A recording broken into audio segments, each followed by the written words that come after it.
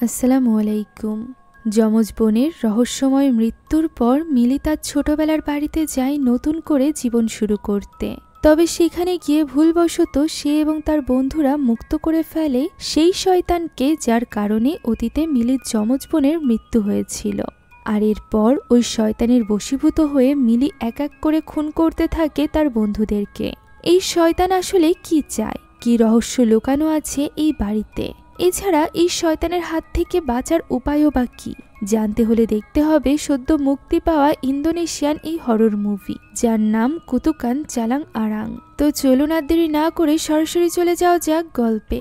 গল্পের শুরুতে আমরা জঙ্গলের ভেতরে একাকী একজন মেয়েকে দেখতে পাই, যার পুরো শরীরে রক্ত মাখা ছিল।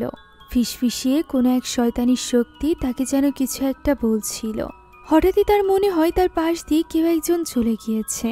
মনে হচ্ছিল ভয়ঙ্কর কিছু একটা তার পিছু করছে। সে অনেক বেশি ভয় পেয়ে যায় এবং একটি গাছের পিছে গিয়ে আশ্রয় নেয়। আচমকাই তখন তার সামনে কেউ একটা চলে আসে। দৃশ্য পরিবর্তিত হয় এবং আমরা 5 বন্ধুর একটা গ্রুপকে দেখতে পাই, যারা কিনা গাড়িতে করে লোকালয় থেকে বেশ দূরে জঙ্গলের ভেতরে থাকা একটা পরিত্যক্ত গ্রামে গিয়ে পৌঁছায়। গ্রামে ঢোকার পরই তারা গাড়ি থেকে নামে আর এরপর গ্রামের পথ ধরে হাঁটতে থাকে। তারা তাদের গন্তব্যে চলে এসেছিল বলে বেশ খুশি ছিল। এই গ্রাম ছিল একদমই সমুদ্র সৈকতের পাশে।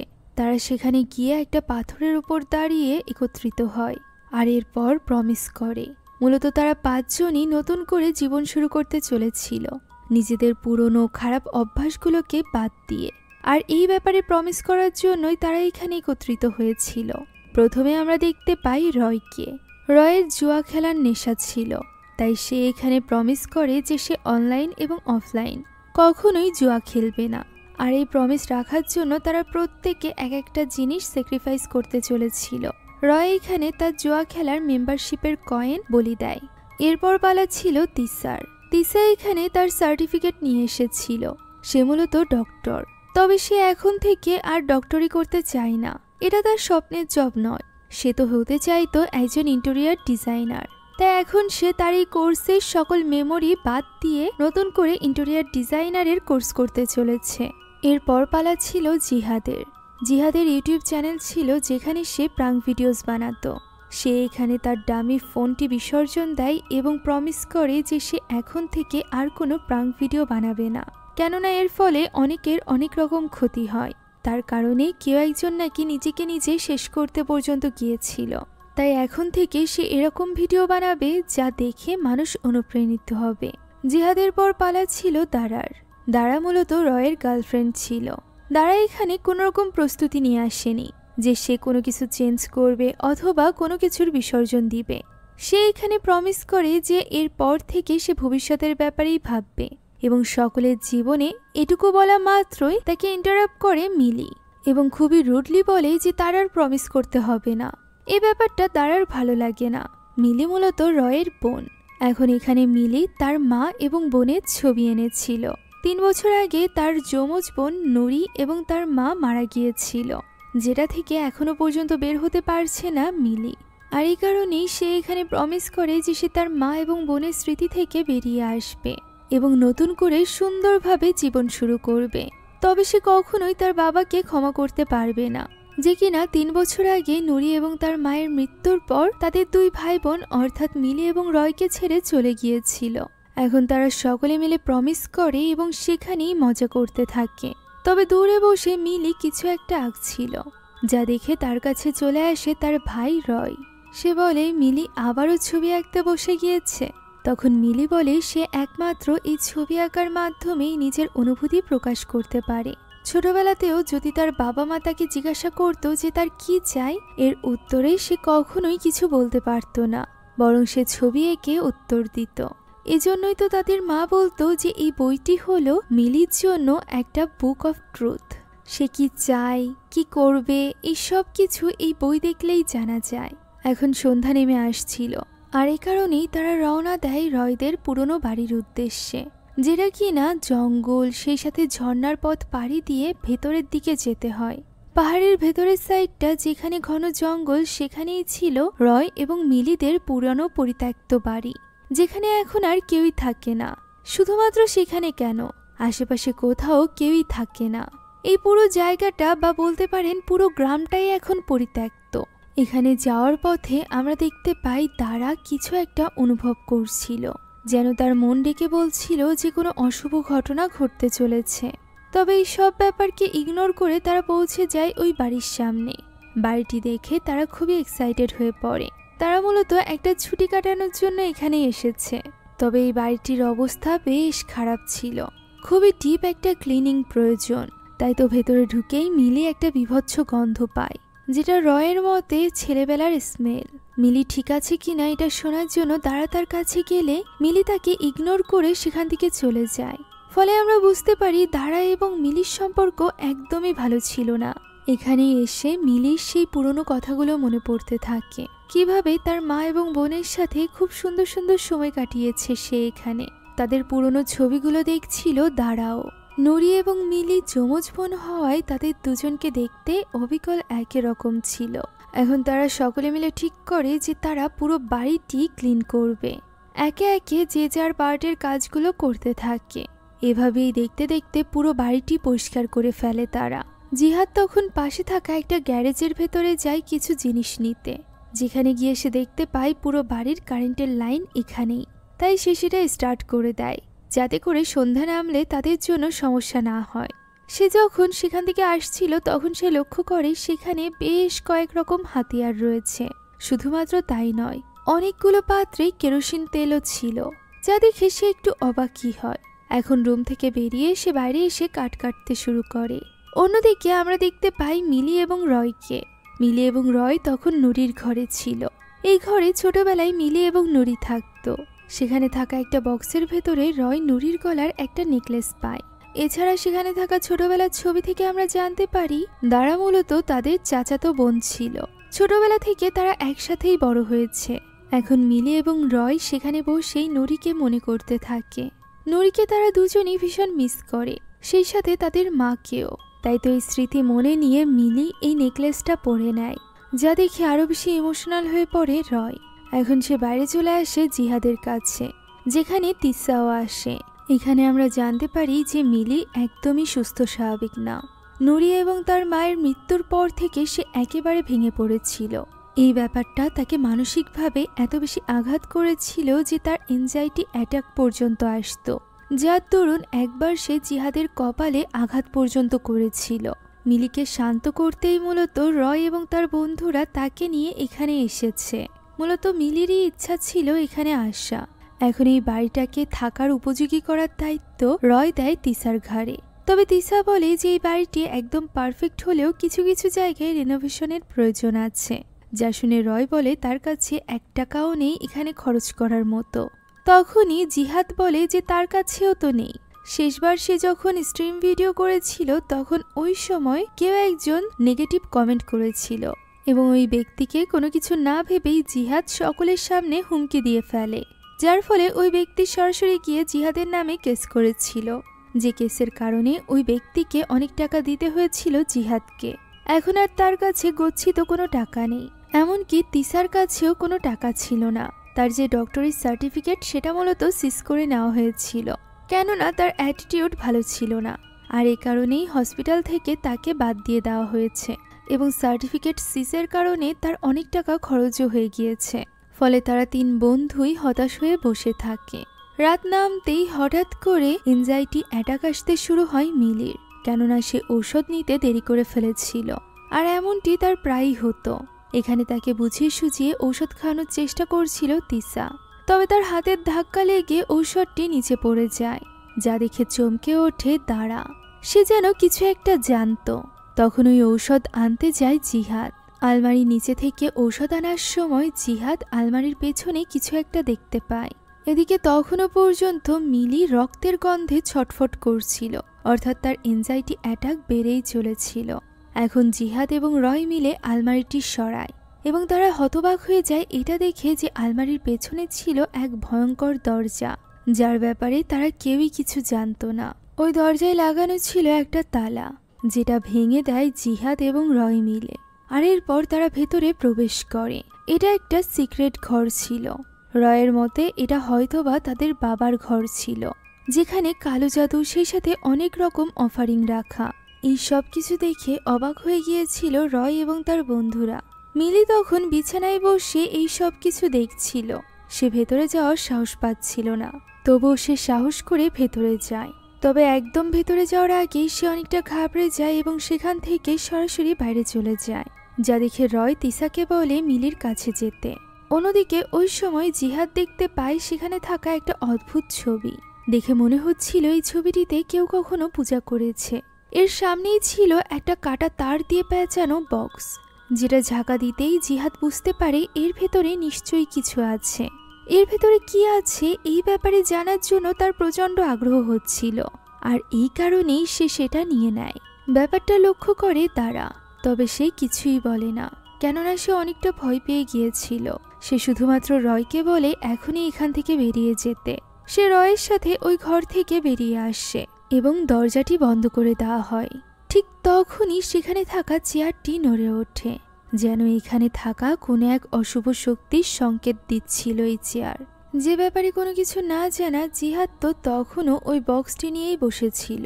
সে বোঝার চেষ্টা করছিল যে এর ভেতরে কি থাকতে পারে। তার কাছে এসে বসে দাঁড়া এবং তাকে জিজ্ঞাসা করে সে এটা কেন আনলো। এর কোনো উত্তর ছিল না জিহাদের কাছে।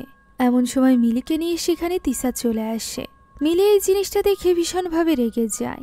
সে জিহাদকে বলে ওই ঘর থেকে তার কোনো কিছু আনা ঠিক হয়নি। তবে তার কথাতেও কোনো রকম গুরুত্ব দেয় না জিহাদ, বরং সে তো একটা রুমে নিয়ে যায় ওই বইটি এবং সেখানেই রিং লাইট জ্বালিয়ে স্ট্রিমিং করা শুরু করে দেয়। সে মূলত লাইভ হয়ে এই বক্সটি খুলতে চাইছিল। এর ভেতরে কি আছে এই সাসপেন্স নিয়ে সে অনেক ভিউ কামাতে চাইছিল, আর এটা সে পাচ্ছিল। তাই তো লাইভে থাকা অবস্থাতেই সে প্রথমে ওই বক্সের উপর পেঁচিয়ে রাখা ওই তারগুলো কাটার পর সেই তারগুলো ছাড়িয়ে এর নিচে থাকা কাপড়টি সরিয়ে ফেলে। এবার পালা ছিল বক্সটি খোলার। সে বক্সটি খোলা মাত্রই দেখতে পায় এর ভেতরে রয়েছে একটা মিস্টেরিয়াস বই। খুবই অদ্ভুত দেখতে ছিল বইটি, যেন এটা কেউ পুড়িয়ে ফেলার চেষ্টা করেছিল। তবে এই বইয়ের যেন কিছুই হয়নি। এখন এই বইয়ের প্রথম পাতা মেলতেই জিহাদ চমকে ওঠে, কেননা ভেতরে এক ভয়ানক মূর্তির ছবি আঁকা ছিল। পরবর্তী পেজে আরেকটা মূর্তির ছবি আঁকা ছিল, তবে এর নিচে কিছু কথা লেখা ছিল। এটা পুরনো জাভানিজ ভাষায় লেখা ছিল। জাভানিজ ভাষা একটু একটু পারত জিহাদ, তবে এর মানে সে জানত না। সেই কথাগুলো পড়তে শুরু করে। এই উক্তিগুলোর মাধ্যমে মূলত কোনো এক শক্তিকে ডাকা হচ্ছিল, শয়তানি শক্তি, যে কিনা বলি নিতে চলেছে, মানুষের বলি। মানে না বুঝলেও জিহাদ এই পুরোটা পড়ে ফেলে, আর এটা শেষ হওয়া মাত্রই আচমকাই জানালা খুলে যায়। সে চমকে ওঠে এবং আশেপাশের লাইটগুলো ফ্লিকার করতে থাকে। ওই সময় রয়কে দেখা যায় যে কিনা ফোনে কথা বলছিল। এই ঘটনা ঘটা মাত্রই তার ফোনের সিগন্যালও চলে যায়। জিহাদও দেখতে পায় তার লাইভ ওয়াচ চলছে না। অন্যদিকে ওই সময় এক মনে ঘরে বসে ছবি আঁকছিল মিলি। সে ভয়ঙ্কর কোনো এক আকৃতির ছবি আঁকছিল। আচমকায় তার ঘরের দরজাটি আপনা আপনি বন্ধ হয়ে যায়। তখনই সে লক্ষ্য করে যে সে যে ছবি এঁকেছে সেটা আর নেই। ফলে সে হতবাক হয়ে যায়। এমন সময় সেখানে থাকা আয়নায় দেখা যায় কোনো এক ভয়ানক পিশাচ খুবই অদ্ভুতভাবে ডান্স করছে, যাকে খালি চোখে দেখা যাচ্ছিল না। এই ঘটনায় মিলির জন্য স্পষ্ট হয়ে যায় যে এখনই এই বাড়িটি ছেড়ে দিতে হবে। সে সকলের সামনে আসে এবং বলে এখনই এই বাড়ি থেকে তাদের বেরিয়ে যাওয়া উচিত। এই ব্যাপারে একমত ছিল দাঁড়াও, তবে একদমই এই ব্যাপারে রাজি ছিল না রয়, কেননা সে এই মুহূর্তে এই বাড়িটিকে কাজে লাগিয়ে টাকা ইনকামের কথা ভাবছিল। অর্থাৎ টাকা বের করে সে তার উপরে থাকা সব ঋণ শোধ করতে চলেছিল। তাই সে কোনোভাবেই এই ব্যাপারে কোনো রকম সলিউশন ছাড়া জাকার্তায় ফিরে যাবে না। এই কথা শুনে মিলি বলে যে সে তার ঘরে এক অদ্ভুত আকৃতিকে দেখেছে। রয়ের মনে হচ্ছিল মিলি মিথ্যা কথা বলছে, তাই সে ওই ঘরে চলে যায় চেক দিতে এবং সেখানে সে কোনো কিছুই দেখতে পায় না। যা শুনে মিলি আরো বেশি রেগে যায় এবং তার হাতে থাকা তার ড্রয়িং বুকটি সেখানে ফেলে রেখে ভেতরে চলে যায়। রয়ও বুঝতে পারছিল না যে তার কি করা উচিত। তিসা তাকে চিন্তা করতে মানা করে। তিসাই মিলিকে বুঝিয়ে নিবে বলে রুমে চলে যায়। ওই সময় জিহাদ মিলির ফেলে রাখা ওই ড্রয়িং বুকটা ঠিক করছিল। তখনই সে লক্ষ্য করে সেখানে আঁকা ওই অদ্ভুত আকৃতির ছবি, যা দেখে জিহাদ বেশ অবাক হয়ে যায়। এমন সময় তিসা আসে এবং তাদেরকে জানায় জানালা দিয়ে মিলি বেরিয়ে গিয়েছে। যা শুনে তারা চারজনই তখনই বেরিয়ে পড়ে মিলিকে খোঁজার জন্য। এই জঙ্গলের মধ্যে তারা মিলিকে একা ছাড়তে পারবে না। আর তারা বেরিয়ে যাওয়া মাত্রই ওই বাড়িতে শুরু হয়ে যায় অস্বাভাবিক গতিবিধি। লাইটগুলো ফ্লিকার করতে থাকে, দরজাটিও আপনা আপনি লেগে যায়, আর এরপর অন্ধকার হয়ে যায় বাড়িটি। এরই মাঝে জেগে ওঠে এক অশুভ ভয়ঙ্কর শক্তি। এদিকে ওই সময় আমরা মিলিকে দেখতে পাই, যে কিনা একা একা জঙ্গলের বাইরে বের হওয়ার রাস্তা খুঁজছিল। এমন সময় ফিসফিসানি কণ্ঠ শোনা যায়, যে কণ্ঠ মিলি যেন কিছুতেই সহ্য করতে পারছিল না। এমন সময় মিলি তার থেকে কিছুটা দূরে কোনো এক শক্তিকে দেখতে পায়, তবে সে এই ব্যাপারটাকে গুরুত্ব না দিয়ে আবারও সামনের দিকে এগোতে থাকে। অন্যদিকে তাকে পুরো জঙ্গলে খুঁজে বেড়াচ্ছিল জিহাদ, রয়, দাঁড়া এবং দিশা। দাঁড়া এখানে জঙ্গলের মাঝে কিছু পায়ের ছাপ দেখতে পায়, তবে এই পায়ের ছাপ কোন দিকে যাচ্ছিল তা তারা বুঝতে পারছিল না। আর এ কারণে তারা ঠিক করে যে তারা আলাদা আলাদা হয়ে মিলিকে খুঁজবে। এদিকে মিলি পৌঁছে গিয়েছিল ঝর্ণার কাছে। এদিকে আমরা ওই শয়তানি শক্তিকে দেখতে পাই, যে কিনা দাঁড়া, তিসা, রয় এবং জিহাদের আশেপাশেই ঘোরাঘুরি করছিল। হঠাৎই জিহাদের লাইটটি অফ হয়ে যায়, যেটা চালু হতেই আমরা দেখতে পাই ঠিক ওই শক্তি তার পেছনেই ছিল। এদিকে যার জন্য তারা এত বড় ঝুঁকিতে পড়েছিল, অর্থাৎ মিলিকে আমরা দেখতে পাই, যে কিনা আবারও একটা ঝিল পার হওয়ার সময় হঠাৎই থমকে দাঁড়ায়, কেননা সে অনুভব করতে পারছিল যে ওই শক্তি ঠিক তার পেছনে আছে। সত্যি জিহবা বড় ওই পিশাচ তার পেছনেই ছিল। তবে সে সেদিকে তাকাতেই সে গায়েব হয়ে যায়। আচমকা সে তার সামনে চলে আসে। মিলি এমনিতেই ঘাবড়ে গিয়েছিল। এমন সময় পানির ভেতর থেকে দুটি হাত উঠে মিলিকে টেনে পানির ভেতরে ফেলে দেয়। পানির ভেতরে তার পেছনে আমরা আরেকটা পিশাচকে দেখতে পাই। মূলত ওই বইতে থাকা সকল পিশাচ জেগে উঠেছিল। এখন পানির ভেতরে থাকা ওই পিশাচ এবার মিলিকে ডুবিয়ে মেরে ফেলার চেষ্টা করে। মিলিও আপ্রাণ চেষ্টা করছিল নিজেকে বাঁচানোর। এদিকে ওই সময় দাঁড়ার কাছে চলে আসে গাছের মতো দেখতে আর একটা পেতনি, যে কিনা দাঁড়াকে প্রথমে ফেলে দেয় আর এরপর তার পা ধরে টেনে নিয়ে যায়। দাঁড়া কোনো মতে নিজেকে সামলে পিছে তাকালে দেখতে পায় সেখানে কেউই নেই। এমন সময় উপর থেকে ওই শক্তি তার উপর আক্রমণ করে। তখনই সেখানে চলে আসে রয়, ফলে দাঁড়া এই যাত্রায় বেঁচে যায়। অন্যদিকে ওই সময় আমরা তিসাকে দেখতে পাই, যে কিনা ঝিলের কাছে যায় এবং সেখানে সে মিলিকে দেখতে পায়। মিলি তখন পানির ভেতরে ছিল। মিলির এই অবস্থা দেখে সে ভীষণভাবে চিন্তিত হয়ে পড়ে এবং চিৎকার করে বাকিদেরকে ডাকতে থাকে। সে নিজেই ছুটে চলে যায় মিলির কাছে। মিলির তখন কোনো রকম হুঁশ নেই। রয় এবং জিহাদও সেখানে চলে আসে এবং মিলির হুঁশ ফেরানোর চেষ্টা করতে থাকে। তবে দাঁড়া সেদিকে এগোতে ভয় পাচ্ছিল। সে যেন সেখানে কোনো এক শক্তির উপস্থিতি টের পাচ্ছিল। এখন তারা কোনো মতে মিলিকে নিয়ে বাড়িতে ফিরে আসে, যেখানে মিলি তখনও পর্যন্ত অজ্ঞান ছিল। তার কাছে আসে রয়। রয় এখানে নিজের বোনের এই অবস্থা দেখে ভীষণভাবে চিন্তিত হয়ে পড়েছিল। সে তার কাছে বসেছিল। এমন সময় মিলির জ্ঞান ফিরে আসে। সে রয়ের হাত ধরেই বলতে থাকে যে সে ওই জঙ্গলের ভেতরে কাউকে দেখেছে, কেউ তাকে ডুবিয়ে মেরে ফেলার চেষ্টা করছিল। রয়ের মনে হতে থাকে মিলির হয়তোবা আবারও এনজাইটি অ্যাটাক এসেছে। সে মিলিকে কোনোভাবে বিশ্বাসই করতে পারছিল না।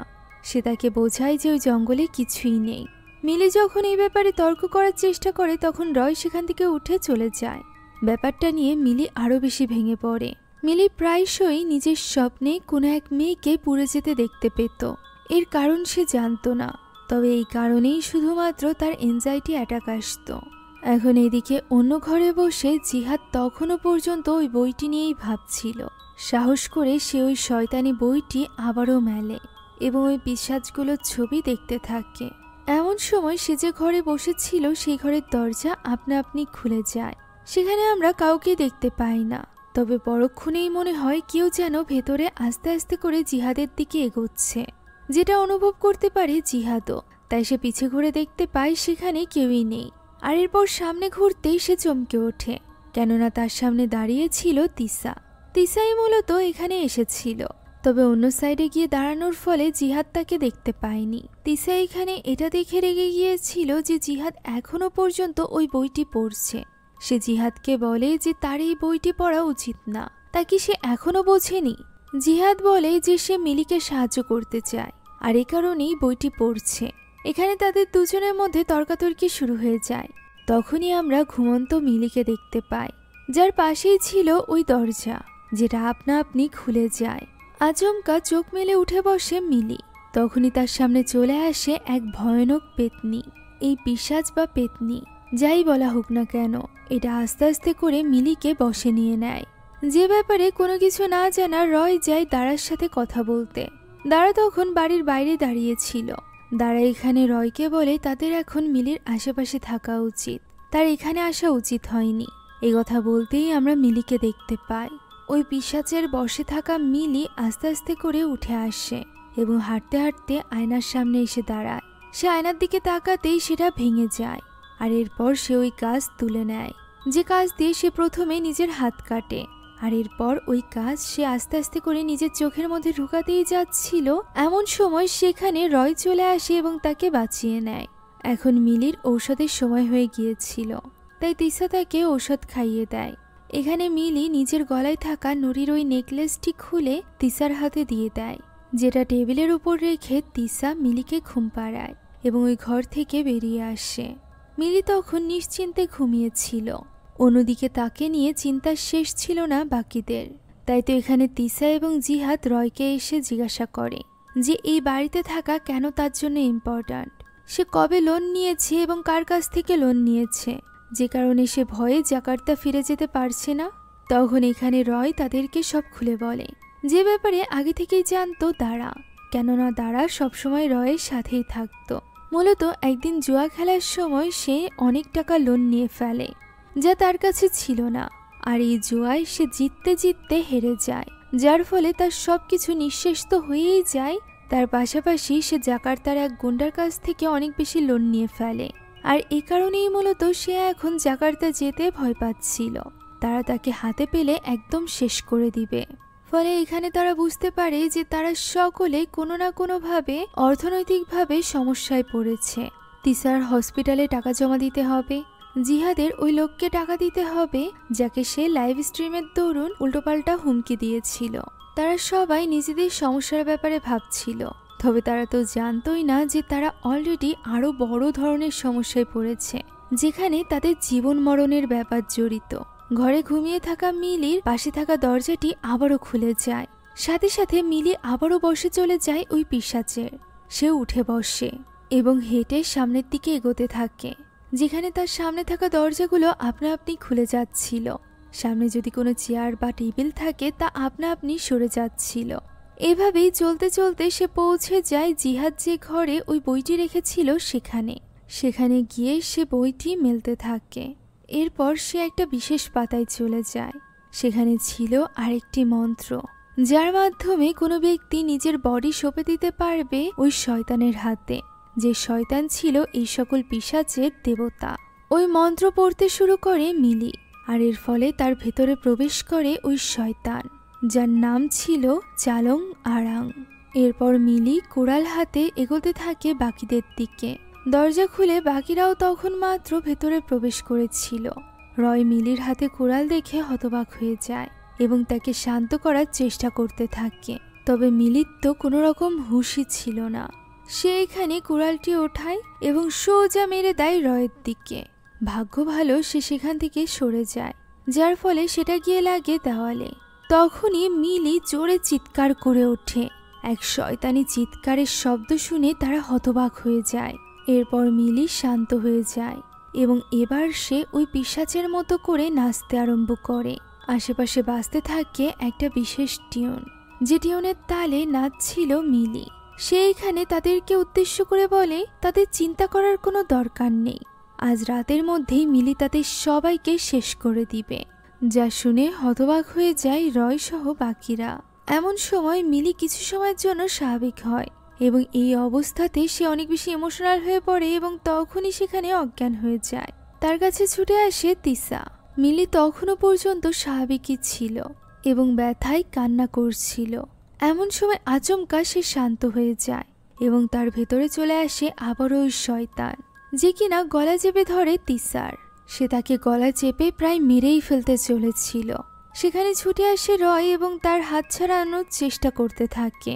অন্যদিকে এই সুযোগে তারা ওই কোড়ালটি তুলে একটা ঘরের ভেতরে ফেলে দেয়, যাতে করে এটা সহজে হাতে না পায় মিলি। আর এরপর সেও এসে রয়কে সাহায্য করতে থাকে তিসাকে ছাড়ানোর জন্য। এখানে জিহাদও কোনো মতে পেছন দিয়ে এসে মিলিকে টেনে সরিয়ে নিয়ে যায়। এর ফলে আঁচড় পড়ে যায় তিসার গলায়। তারা বুঝতে পারছিল না তারা মিলিকে কি করবে। প্রথমে তো ভাবে তার ঘরে তারা আটকে রাখবে, তবে একটু আগেও সে জানালা থেকে বেরিয়ে গিয়েছিল, যে কারণে এবার তারা ঠিক করে যে তার ঘরের ভেতরে থাকা ওই সিক্রেট ঘরের ভেতরেই তারা মিলিকে আটকে রাখবে। তাই তো রয় এবং জিহাদ মিলে কোনো মতে মিলিকে নিয়ে যায় ওই ঘরের ভেতরে এবং তাকে সেখানে রেখে দৌড়ে বাইরে চলে আসে আর দরজাটিও লক করে দেয়। মিলি সেখানেই থেকে ছটফট করছিল এবং দরজা ধাক্কাচ্ছিল। তার ভেতরে থাকা ওই শয়তান কোনোভাবে মুক্ত হতে চাইছিল। এদিকে এই ঘটনায় ভীষণভাবে ঘাবড়ে গিয়েছিল তিসা। সে ঠিক করে নিয়েছিল যে সে আর এখানে থাকবে না, তাই সে সরাসরি গিয়ে নিজের ব্যাগপত্র গুছিয়ে নেয়। সে যখন ঘর থেকে বের হয় তখনই আচমকা তার সামনে থাকা ঘরটি আপনা আপনি খুলে যায়। এটা দেখে তিসা সেদিকে এগিয়ে যায়। এই ঘরে টেবিলেই ছিল ওই বইটি, অর্থাৎ ওই শয়তানি বইটি, যেটার কাছে এগিয়ে যায় তিসা। সে সেখানে যেতেই বইয়ের পাতা আপনা আপনি উল্টে যায়। দেখা যায় ওই পিশাচকে, যার জিহবা বাইরে বের হওয়া ছিল। আচমকাই মনে হয় তিসার পেছন থেকে কেউ একজন দৌড়ে আসছে, তবে তিসা পিছে তাকাতেই দেখতে পায় সেখানে তো কেউই নেই। এমন সময় সে ওই পিশাচের ছবি দেখতে পায় এবং আচমকাই ওই পিশাচ তার পিছে চলে আসে। দৃশ্য পরিবর্তিত হয় এবং রয় জিহাদকে বলে দ্রুত গিয়ে তিসাকে ডেকে আনতে। তারা এখনই এই বাড়ি থেকে বেরিয়ে যাবে। যা শুনে জিহাদ চলে যায় তিসাকে ডাকতে, তবে সে তিসাকে কোথাও খুঁজে পাচ্ছিল না। খুঁজতে খুঁজতে সে ওই ঘরে চলে যায় যেখানে ওই বইটি ছিল, যেখানে শেষবারের মতো তিসাকে দেখা গিয়েছিল। সে সেখানে থাকা আলমারির পাশে তিসাকে বসে থাকতে দেখতে পায়। তাকে ডাকতে ডাকতে তার দিকে এগিয়ে আসে জিহাদ, তবে তিসা তো এইখানে বসে নিজের জিহবা কাটছিল। জিহবা কাটার পর সে ওই ছুরি দিয়ে নিজের গলা কাটতে শুরু করে, আর যতক্ষণে জিহাদ তার কাছে আসে ততক্ষণে সে নিজের গলা কেটে নিজেকে শেষ করে দিয়েছিল। যা দেখে জিহাদ তো ভীষণভাবে ভেঙে পড়ে। যা দেখে সে চিৎকার করে রয়কে ডাকতে থাকে। রয় সেখান থেকে যাওয়ার সময় বারবার করে তারাকে বলে যায় যে সে যেন কোনো মতে মিলির এই দরজাটি না খোলে। মিলি যাই বলুক না কেন, মিলির উপর নজর রাখার জন্য সে তারাকে এখানেই থাকতে বলে এবং নিজে চলে যায় জিহাদের কাছে। তিসা তখন তার শেষ সময়ে ছিল, যা দেখে তার দুই বন্ধু ভীষণভাবে ভেঙে পড়ে। কোনোভাবে রয় এবং জিহাদ মিলে তাকে বিছানার উপর নিয়ে আসে, যেখানে জিহাদ এই সব সিচুয়েশনের জন্য নিজেকেই দায়ী করতে থাকে। সে নিজেকেই দায়ী করতে থাকে কেননা সেই ওই বইটি বেরিয়ে নিয়ে এসেছিল এবং ওই বইয়ের ভেতরে থাকা ওই মন্ত্রও পড়েছিল। সেই মূলত ওই শয়তানকে ডেকে এনেছে। এইসব ব্যাপারে কথা বলতে বলতেই তিসা সেখানেই মারা যায়। আর সে মারা যাওয়ার সাথে সাথে আমরা দেখতে পাই মিলির ভেতরে থাকা ওই শয়তান আরো বেশি স্ট্রং হয়ে উঠেছে। প্রথম বলির সাথে সাথে তার নখও যেন বেড়ে উঠেছে। সেই সাথে তার মুখে দেখা যায় এক ভয়ানক হাসি। ওই সময় ওই দরজার কাছে দাঁড়িয়ে ছিল একা দাঁড়া, যাকে কিনা ইমোশনাল ভাবে ম্যানিপুলেট করতে শুরু করে মিলির ভেতরে থাকা ওই শয়তান। সেইখানে মিলির কণ্ঠে দাঁড়াকে ডাকছিল এবং বলছিল যে তার ভীষণ কষ্ট হচ্ছে। দাঁড়াও এখানে ম্যানিপুলেট হয়ে যায় এবং সে দ্রুত ঘরের দরজাটি খুলে দেয় আর নিজে ভেতরে প্রবেশ করে। মিলি তখন চেয়ারে বসেছিল। তার কাছে এগিয়ে যেতেই মিলি দাঁড়ার গলা চেপে ধরে এবং তাকে নিয়ে ঘরের বাইরে চলে আসে। এরপর সে দাঁড়াকে ছুঁড়ে মারে দেওয়ালে। দেওয়ালে আঘাত লেগে নিচে গিয়ে পড়ে দাঁড়া। তার চিৎকার শুনে রয় এবং জিহাদও তার দিকে এগিয়ে আসে। এরই মাঝে মিলি তার কাছে এগিয়ে আসে এবং হাতের ইশারায় সে হাতে তুলে নেয় একটা হাতিয়ার, যেটা দিয়ে সে দাঁড়ার উপর আঘাত করতে চলেছিল। তবে সঠিক সময় সেখানে রয় এবং জিহাদ এসে তাকে আটকে নেয় এবং তাকে কোনো মতে টেনে নিয়ে আসে ওই ঘরের ভেতরে। তবে তাদের দুজনকে সে ছিটিয়ে ফেলে দেয় এবং ভয়ানকভাবে এগিয়ে যায় রয়ের দিকে।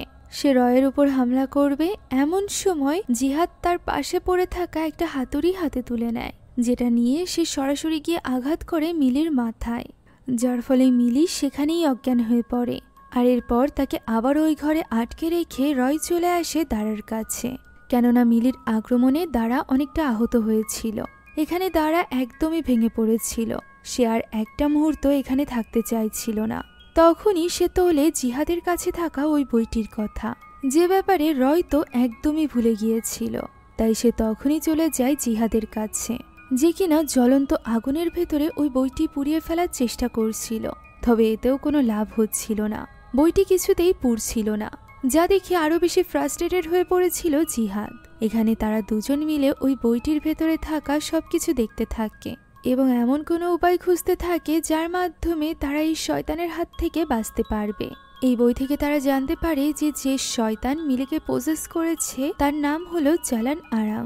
অনুমতি ছাড়া এই শয়তান কারোর মধ্যে প্রবেশ করতে পারে না, আর যদি এটা কারোর মধ্যে প্রবেশ করে তাহলে সে খুব সহজে নিজের বডি পরিবর্তনও করতে পারে না।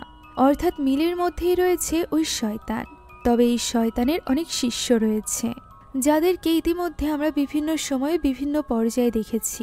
এখন এই জালান আরাংয়ের হাত থেকে বাঁচার একটাই উপায়, আর সেটা হলো সে যে বডিকে পজেস করে রেখেছে সেই বডিকে শেষ করে দেওয়া। আর এই বডিকে মেরে ফেলার উপায়ও তিনটা। প্রথমত ওই বডিকে পুড়িয়ে ফেলা, দ্বিতীয়ত জ্যান্ত পুঁতে ফেলা, 3 নাম্বার উপায় হলো ওই বডিকে 7টা টুকরে ভাগ করে 7 জায়গায় পুঁতে ফেলা।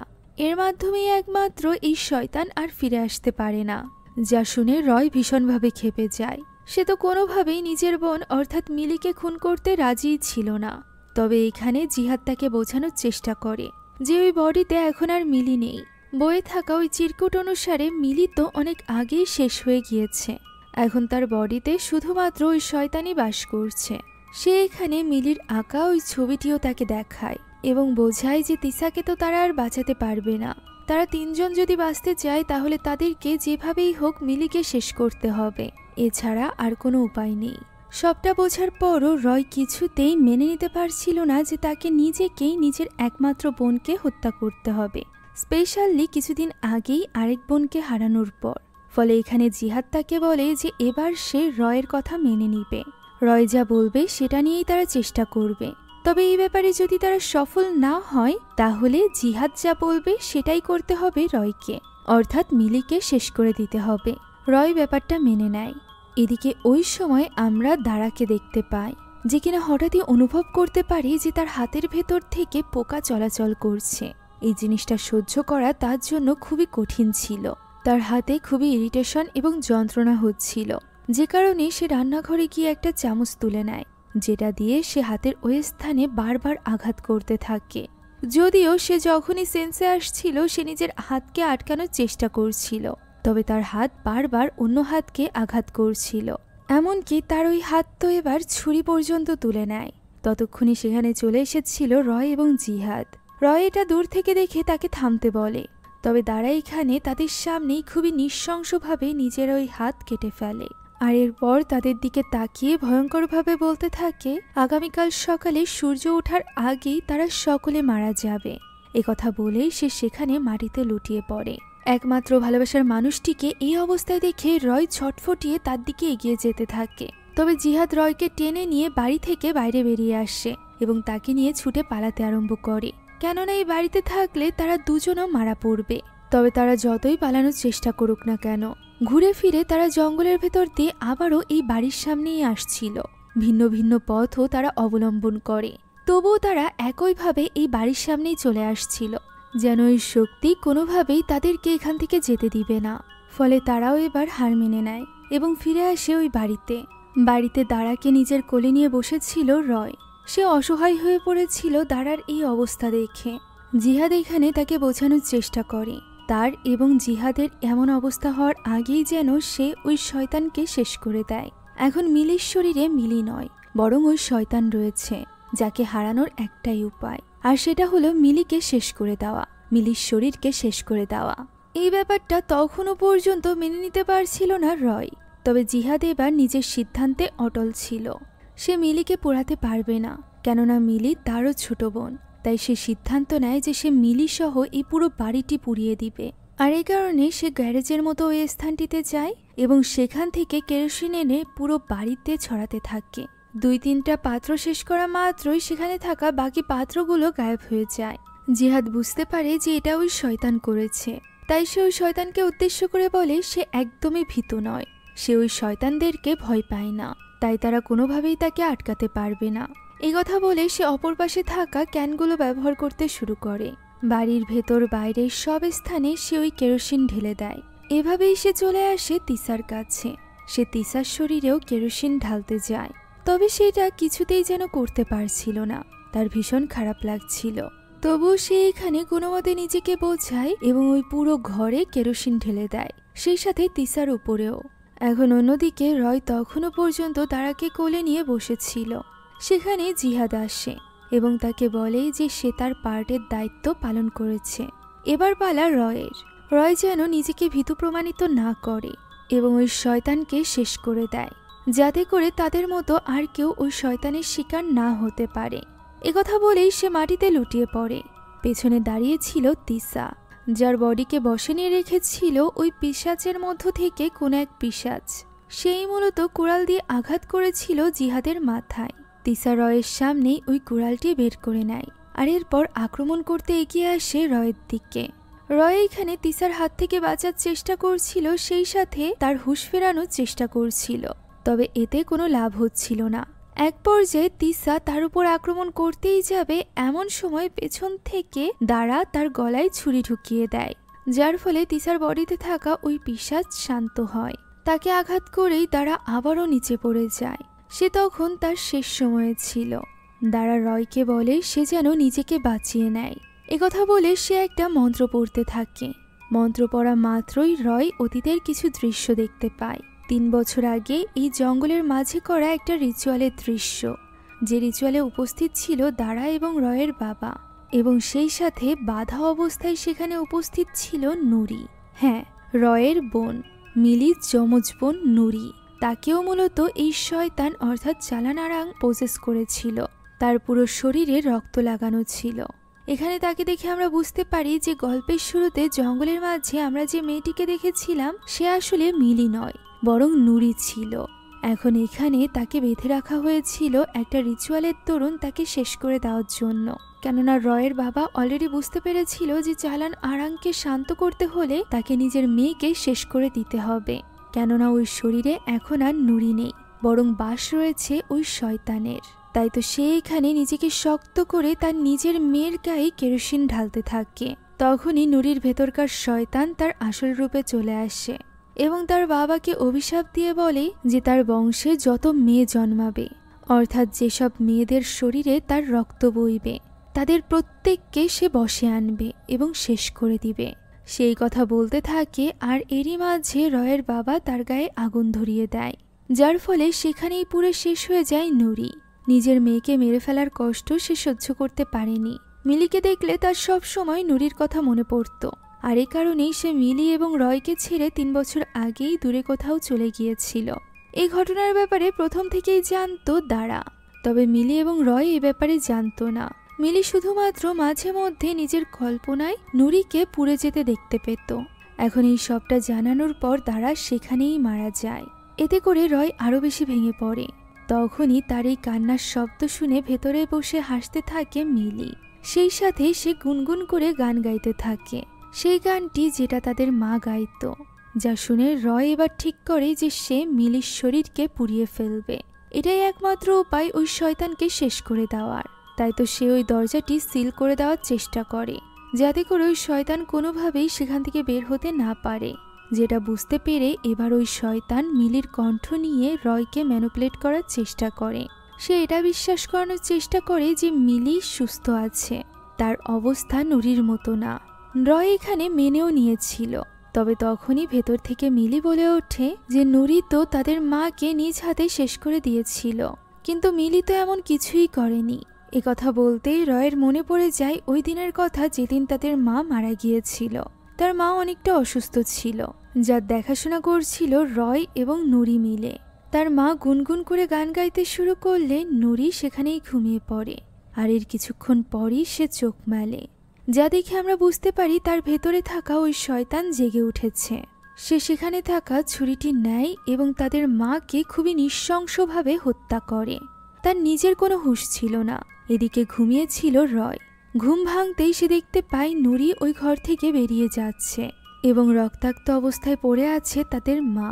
ওই দিন সে বুঝতে পেরেছিল না যে নুরি এমনটি কেন করেছে, তবে সে এটা নিশ্চিত ছিল যে এই ব্যাপারে মিলি কিছুই জানতো না। অর্থাৎ নুরি যে তাদের মাকে নিজ হাতে খুন করেছিল এই ব্যাপারে মিলি কিছুই জানতো না। তাই সে যখন ভেতর থেকে এই কথা বলে তখন রয় নিশ্চিত হয়ে যায় যে ভেতরে যে রয়েছে সে মিলি নয়, বরং ওই শয়তান, যে কিনা সব জানে। আর এ কারণেই ওই শয়তান আর তাকে বোকা বানাতে পারে না।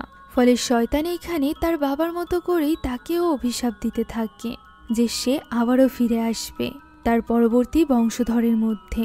যে মেয়েই জন্ম নিবে তার ভেতরেই ফিরে আসবে এই শয়তান। এই অভিশাপ তাদের রক্তে মিশে গিয়েছে। এ কথায় গুরুত্ব না দিয়ে পুরো বাড়িতে কেরোসিন ছড়াতে থাকে রয়। যেটুকু জায়গা বাকি ছিল সেই সাথে দারার শরীরেও, যাতে করে এই বাড়ির সাথে সাথে দারা, তিসা এবং জিহাদও পুড়ে যায়। কেননা তারা কেউই বেঁচে ছিল না। তাদের শরীর কেউ শয়তান যাতে ব্যবহার করতে না পারে এই কারণেই সে তাদেরকেও পুড়িয়ে দেয়। সে কেরোসিন তেল ঢালতে ঢালতে বাড়ির বাইরে চলে আসে। তার মনে পড়ছিল তার বাবা কিভাবে তার বোনকে পুড়িয়েছিল। এখন সে তার বাবার কষ্টও বুঝতে পারছিল। সে ঠিক তার বাবার মতো করেই আগুন ধরিয়ে দেয়। পুরো বাড়িটি তার সামনেই দাউ দাউ করে পুড়তে থাকে। বাড়ির সাথে সাথে দারা, তিসা, জিহাদ সহ ঠিক নুরির মতো করে পুড়ে যায় মিলিও। আর ঠিক এইভাবেই শেষ হয় রয়ের জীবনের আর এক কালো অধ্যায়। এখন এই ঘটনা 3 বছর পরের দৃশ্য আমরা দেখতে পাই। এখন রয় জুয়া ছেড়ে দিয়েছিল। সে নতুন করে নিজের জীবন শুরু করেছিল। সে বিয়েও করেছিল, যেখানে তার ওয়াইফ এখন প্রেগনেন্ট ছিল। এখন কাজ থেকে ফেরার পর তার ওয়াইফ তাকে একটা সুসংবাদ দেয়। আর সেটা হলো ডক্টর তাকে জানিয়েছে যে তাদের একটা কন্যা সন্তান হতে চলেছে। যা শুনে খুশি হওয়ার বদলে রয় পড়ে যায় মহা চিন্তায়। তার মনে পড়ে যায় ওই শয়তানের অভিশাপের কথা, যে তার রক্তের কোনো মেয়েই এই অভিশাপ থেকে মুক্তি পাবে না। আর এই ভয়ের সাথে সাথেই শেষ হয়ে যায় আজকের এই গল্পটি। আশা করছি এই গল্পটি আপনাদের কাছে ভালো লেগেছে। যদি ভালো লেগে থাকে তাহলে একটি লাইক এবং একটি কমেন্ট করতে ভুলবেন না। সেই সাথে আমাদের চ্যানেলে যদি আপনারা নতুন হয়ে থাকেন তাহলে please subscribe to our channel. এছাড়া আমাদের সকল ভিডিওর আপডেট পেতে এখনই জয়েন করুন আমাদের হোয়াটসঅ্যাপ চ্যানেলে। লিংক কমেন্ট বক্সে পেয়ে যাবেন। Thank you so much for watching this video. আল্লাহ হাফেজ।